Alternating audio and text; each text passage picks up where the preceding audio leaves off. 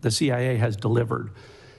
Some of those successes have been very public. As you mentioned, Senator, Operation Midnight Hammer, Operation Absolute Resolve, flawless military operations like that are hostage to a flawless intelligence picture. And the CIA, as you know from classified briefings, contributed in myriad ways to the success of that. But what I would say to you is those successes are just emblematic of the phenomenal progress and success really by every measure, every metric, every standard across every national security space with regard to the work of the CIA. Senator, you mentioned some of it in your opening. The increase of our asset stable and our human sources up by 25%, our FI collection across the board, our foreign intelligence collection up by 25% overall, and in important categories like China, for instance, up 100%. In areas like tech and AI, up 45%. On the counter-narcotics front, our operations up by 70%. And with regard to counterterrorism, those are classified numbers that I'll share with you in the classified portion of this hearing, but they're off the charts good.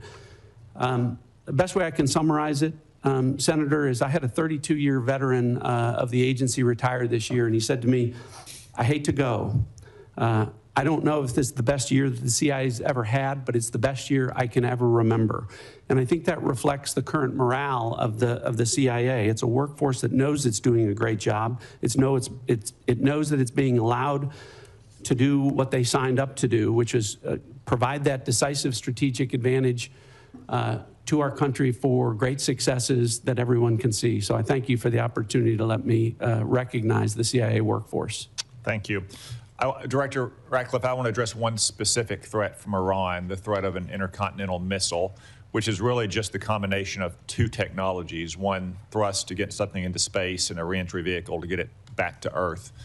Iran has always had a space launch program, which is flimsy cover for the first part of that intercontinental missile program. I haven't seen any Iranian astronauts in space lately. And second, they have medium-range ballistic missiles, which already have a reentry vehicle. So if you crudely married those two technologies together, I've heard some analysts say that Iran could have had a functioning intercontinental missile to threaten the United States in as few as 6 months. Would you agree with that assessment? Well, you're right to be concerned about Iran's development of longer-range ballistic missiles, Senator. If Iran were allowed to develop at the IRBM ranges, which is 3,000 kilometers, it would threaten most of Europe. And yes, as you mentioned, we know that Iran is gaining experience in these larger, more powerful booster technologies through its so-called space launch vehicle program. If left unimpeded, yes, Senator, they would have the ability to range missiles to the continental U.S. It's one of the reasons why degrading Iran's missile production capabilities that is taking place right now in Operation Epic Fury is so important to our national security. Thank you. Vice Chairman. Thank you, Mr. Chairman. Director Gabbard, the whole country knows that you were recently involved in an FBI operation to seize ballots in Fulton County, Georgia. Yet this was despite the fact that the warrant showed no foreign interference or nexus. Matter of fact, the warrant was based entirely on conspiracy theories that have already been examined and rejected repeatedly. Now, where is the authority for you to involve yourself in a domestic law enforcement activity? Thank you, Vice Chairman. I appreciate the question. As you know, I've addressed every issue you've raised in detail in a letter, but I'm grateful for the opportunity to do it in this forum. As you stated, Congress provided by statute, ODNI, with the responsibility of election security and counterintelligence in 2021. As you also know, ODNI has purview and oversight. I know the history very well, but could you just I am addressing the question. ODNI also has purview and overview over two domestic related agencies, the Department of Homeland Security and the FBI, both of which have purview over election security responsibilities to ensure the integrity of our elections. I want to correct one of your statements that you've made multiple times, which is false. I did not participate in a law enforcement activity, nor would I, because that does not exist within my authorities. You were present on the scene. Are the photos of you on the scene false? I was at Fulton County, sir, at the request of the president, and to work with the FBI to observe this action that had long been awaited. I was not aware of what was in the warrant or was not in the warrant. And what was the president's specific request for you to go to? What was the specific request that was made by the president for you to show up in Fulton County? To go and observe the FBI's activities on this issue. So why? When you look at the fort, your question, sir. Do you have the answer why the president was knowing about this affidavit before it was even served? I'm not aware that the president knew about an affidavit before it was served. Then why was he sending you to Fulton County? This occurred the day that the FBI had it approved, their warrant approved by a local judge, and they began to execute this. To address your question, sir, about the foreign nexus question, in order for us to better understand the vulnerabilities in our election systems that may exist today as we look to 2026, and yes, we are very focused on trying to make sure that this election is one that the American people have faith. Director Gabbard, I've got a number of questions. Director Gabbard, I have a number of questions. Let me ask my next question, please. You have not provided any of the required reports or briefings to this committee on foreign interference. This is the first threat assessment since 2017 that didn't even mention foreign interference. Last year, when you were already confirmed, it mentioned it at high level. Are you saying there is no foreign threat to our elections in the midterms this year?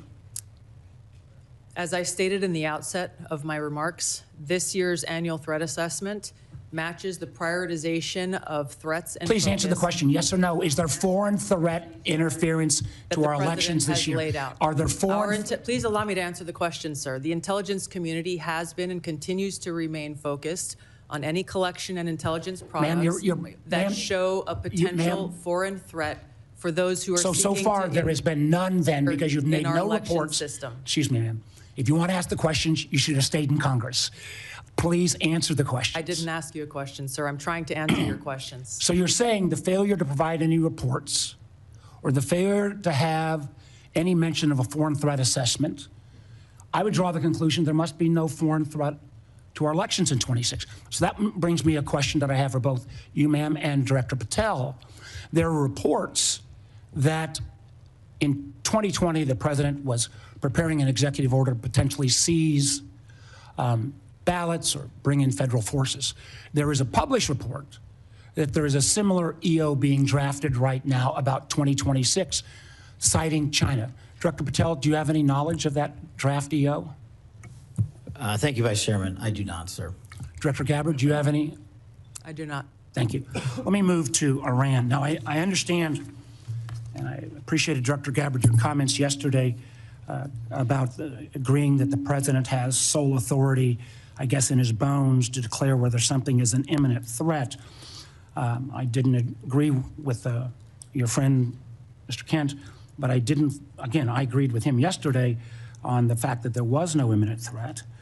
I guess what I'm concerned about, one thing is, even in your printed testimony today on page 6, and your last paragraph on page 6, as a result of Operation Midnight Hammer, Iran's nuclear enrichment program was obliterated. There's been no efforts to try to rebuild their enrichment capability. You omitted that paragraph from your oral opening. Was that because the president had said there was an imminent threat 2 weeks? No, sir. I recognize that the time was running long, and I skipped through some of the portions. So you chose to take my oral delivered remarks. You chose to omit the parts that contradict the president. The president continues to say as well that he had no idea, was shocked that the Iranians had moved to take over the Strait of Hormuz. Did you provide any intelligence that would say that it would be that it was not likely that the Iranians would try to move on the strait?